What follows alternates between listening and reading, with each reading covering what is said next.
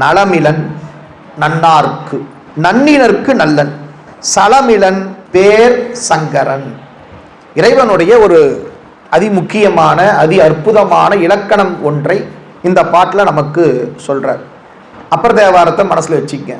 சலமிலன் சங்கரன் சார்ந்தவர்கல்லால் நலமிலன், நாள்தோறும் நல்குவான் நலன், குளமிலராகினும் குலத்திற்கு ஏற்றதோர் நலம் மிக கொடுப்பது நமச்சிவாயவே.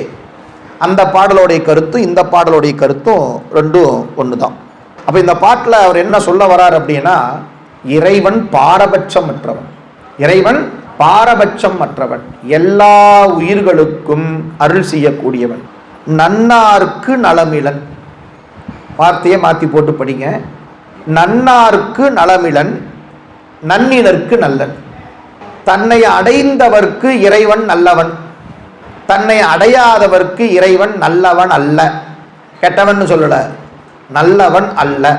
அவ்வளவுதான் விஷயம். சிவபெருமானுக்கு விருப்பு வெறுப்பு உண்டா? கிடையாது. அப்போ சரணடைந்தால் நல்லவன், சரணடையாதவருக்கு நல்லவன் அல்ல. அப்படின்னா என்ன பொருள்னா, மீண்டும் மீண்டும் சொல்றேன், இறைவன் பொதுத்தன்மையாளன், ஒரே மாதிரியாக இருக்கக்கூடியவன். பிறர்க்கின்னா முற்பகல் செய்யின் தமக்கின்னா பிற்பகல் தாமே. சிவம் ஒண்ணுமே பண்றது இல்லைங்க. சிவம் எப்படி இருக்கிறாருன்னா, அதான் சொல்லுவாங்க சாட்சி மாத்திரமாய். சிவம் எப்படி இருக்குது? சாட்சி மாத்திரமாய் இருக்குது. அதுக்கு விருப்ப விருப்பெல்லாம் கிடையாதுங்க.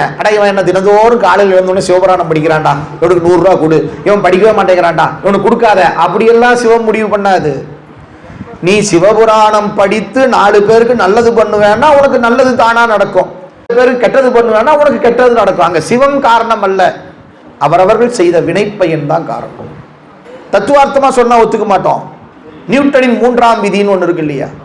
நியூட்டனின் 3ஆம் விதி, நாம் எதை செய்தாலும் அதற்கு நேரான நிகரான ஒரு வினை நம்மை வந்து சேரும். அது அடிப்படையில் வச்சுங்க. நீ கடவுளே நம்பாத, கடவுளையே நம்பாட்டி கூட நீ செய்கிற வினைக்கு எதிர்வினை உண்டு. எனவே அந்த அடிப்படையில் நீ நன்மை செய்தால் உனக்கு நன்மை வரும், தீமை செய்தால் உனக்கு தீமை வந்தே தீரும். சிவம் சிவமாக அப்படியே இருக்கிறது, சாட்சி மாத்திரமாக அனைத்தையும் இயக்கி கொண்டிருக்கிறதே ஒழிய சிவத்துக்கு விருப்பு வெறுப்பு கிடையாது.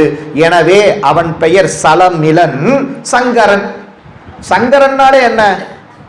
சுகத்தை உண்டு பண்ணுபவன் அர்த்தம். சங்கரன் என்ற சொல்லுக்கு சுகத்தை உண்டு பண்ணுபவன் என்று பொருள். அதனாலதான் அம்பாளுக்கு சங்கரின்னு பேரு. சிவபெருமான் சங்கரன், அம்பாள் சிவசங்கரி சொல்றாங்களா, பேரெல்லாம் வைக்கிறாங்களே.